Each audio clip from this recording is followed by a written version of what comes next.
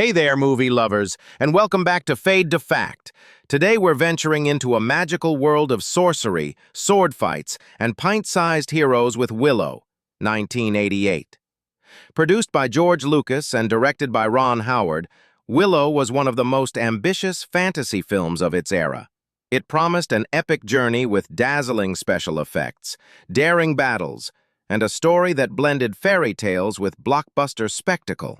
At the heart of it all was Warwick Davis, just 17 years old, stepping into the role of Willow Ufgood, a humble farmer destined to protect a child who could change the fate of the world. The late 80s were packed with fantasy experiments, but Willow stood out for its mix of groundbreaking ILM visual effects, a sweeping James Horner score, and a tone that ranged from dark and menacing to downright whimsical.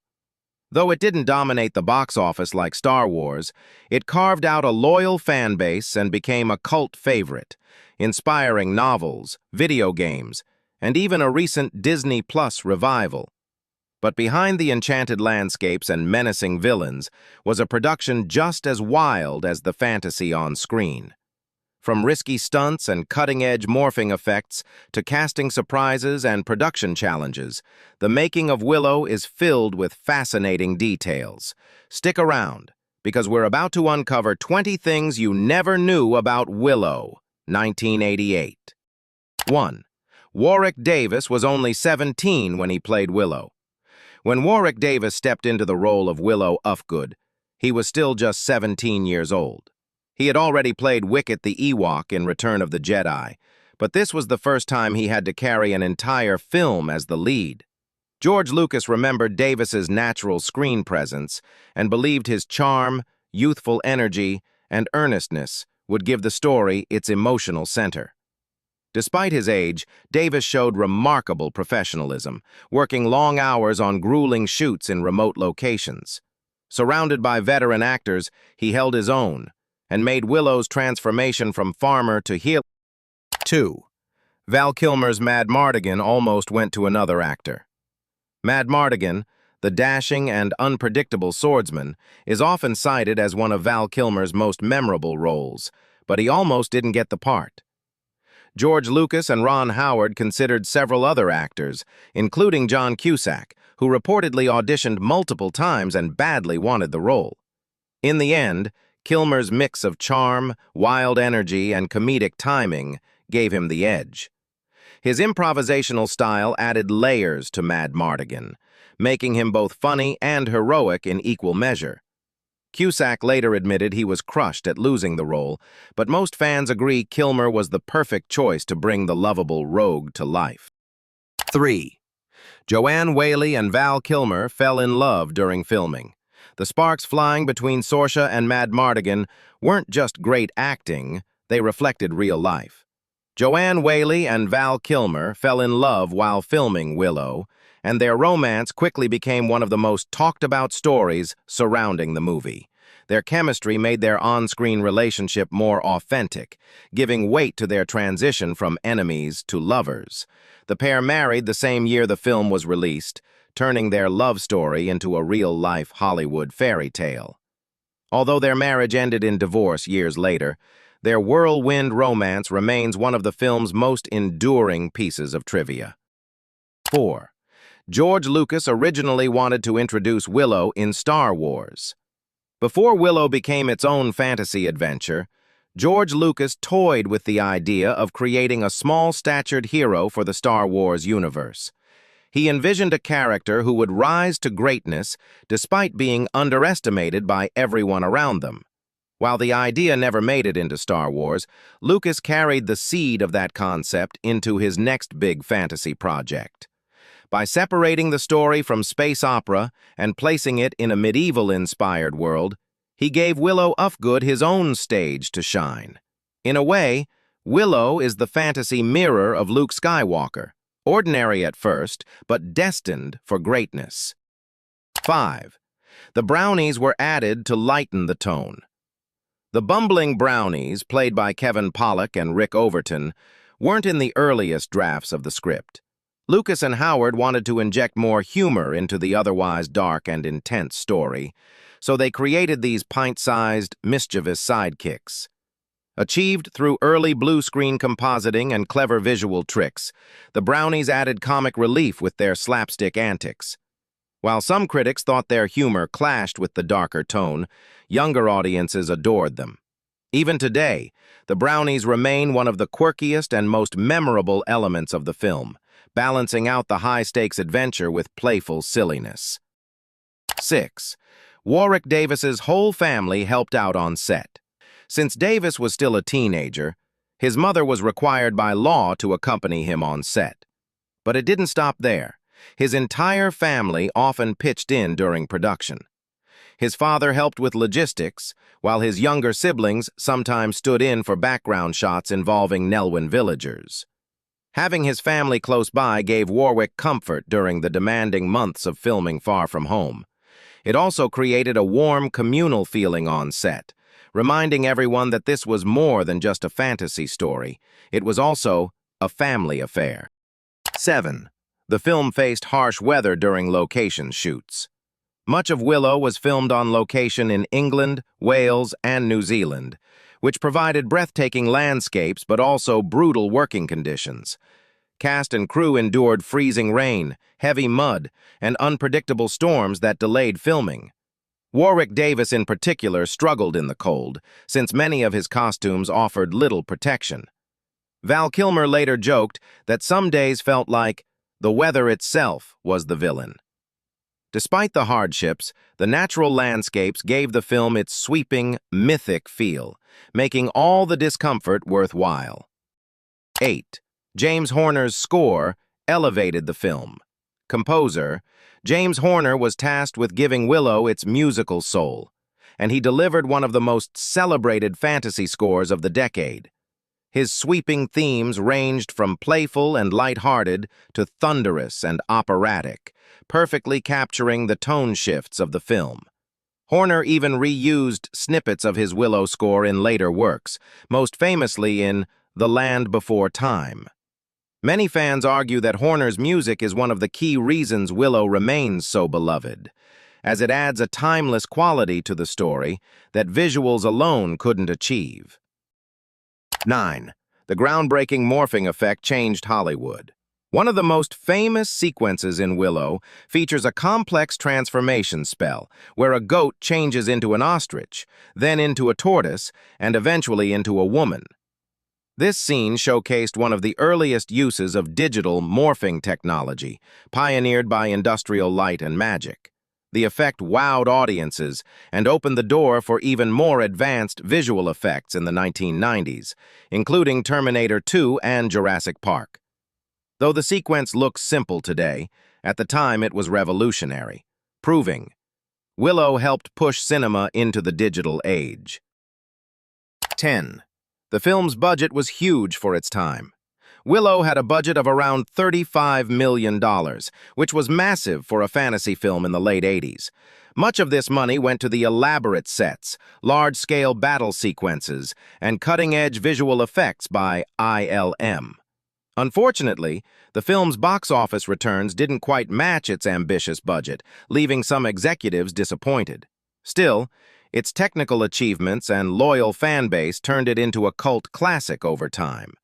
The investment in groundbreaking effects also paved the way for Lucasfilm to continue experimenting with new technologies in later projects.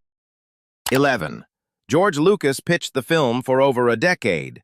Lucas first conceived of the story in the early 1970s, long before Star Wars took off. He envisioned a fantasy epic, inspired by folklore and fairy tales, but studios were hesitant to invest in such a project. Only after the success of Star Wars did Lucas finally gain the clout to make Willow a reality. Even then, he faced resistance from executives who doubted the film's commercial potential. His persistence proved crucial. Without Lucas's determination, Willow might never have reached the big screen. 12.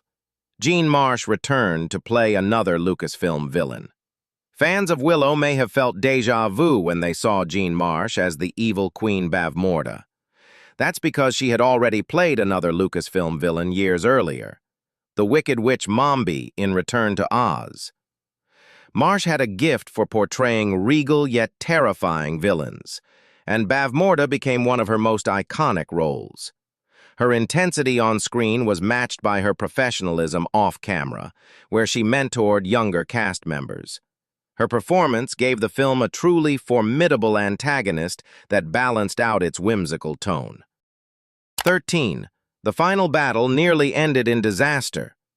During the climactic confrontation at Nockmaar Castle, the crew staged elaborate fight scenes involving fire, explosions, and collapsing sets. One sequence went awry when a sudden gust of wind caused flames to spread dangerously close to the actors. Warwick Davis recalled how genuinely frightened he was as smoke filled the set. Thankfully, safety crews were nearby and quickly brought the situation under control.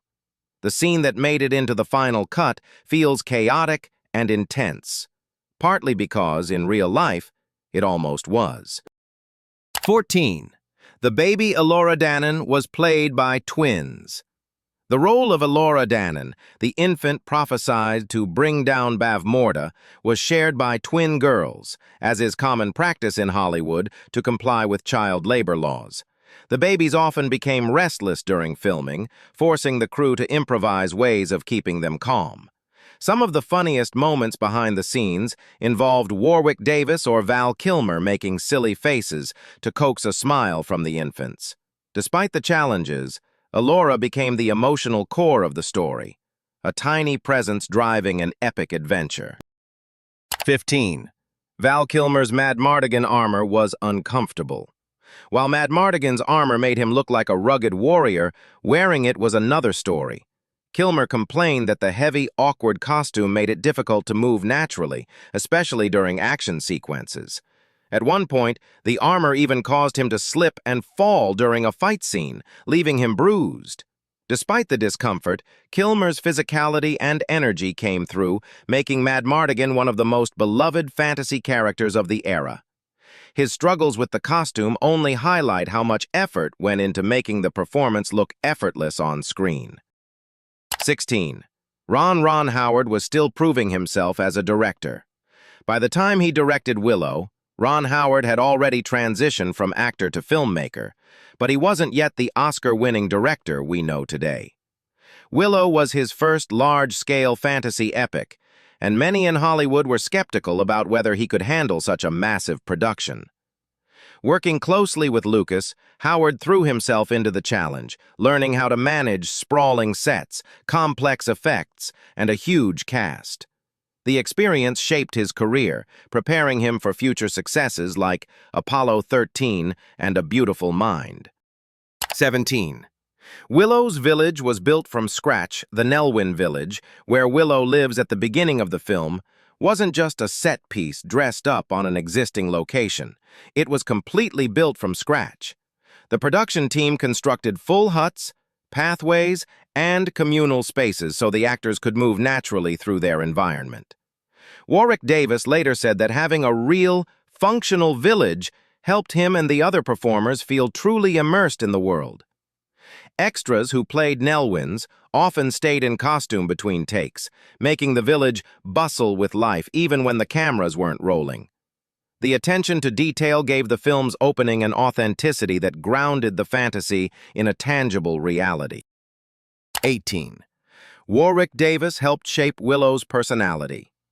Although Davis was still young, he had a strong sense of how Willow Ufgood should be portrayed. He worked with Ron Howard to ensure the character came across as humble but courageous, with just enough humor to be relatable. Davis even suggested small mannerisms, like the way Willow nervously clutches his staff, that became defining traits. His input gave the character authenticity, making Willow feel like more than just a stock fantasy hero. This collaboration proved that Davis was more than capable of leading a major film at such a young age. 19. The film inspired a cult following despite mixed reviews. When Willow was released, critics were divided. Some praised its ambition and effects, while others felt it was too derivative of Star Wars and Lord of the Rings. However, the film found a second life on VHS and television, where it captured the imagination of young viewers. Over time, it developed a passionate cult following, inspiring fan art, conventions, and expanded universe novels. Its loyal fan base is one of the reasons Disney eventually revived the story decades later with a sequel series. 20. Willow's legacy lives on today. Though Willow didn't break box office records in 1988, it left a lasting mark on fantasy cinema. It introduced audiences to Warwick Davis as a leading man, advanced visual effects technology, and gave fans a rich, magical world that still resonates. The film's influence can be seen in later fantasy projects that embraced a similar mix of humor, darkness, and heartfelt storytelling. Its enduring fan base kept the magic alive long enough for Disney Plus to revisit the world with a modern continuation. More than 3 decades later, Willow remains a cherished gem in the fantasy genre. When Willow arrived in theaters in 1988, it didn't become the next Star Wars that George Lucas had hoped for, but it carved out a unique place in fantasy cinema. The film blended groundbreaking visual effects with heartfelt performances, and though critics were mixed at first, it has endured for decades as a cult classic. Warwick Davis proved he could carry a movie. Val Kilmer cemented his status as a scene stealer, and Ron Howard gained valuable experience that would shape his future as one of Hollywood's most respected directors. What makes Willow truly special is its balance of spectacle and sincerity.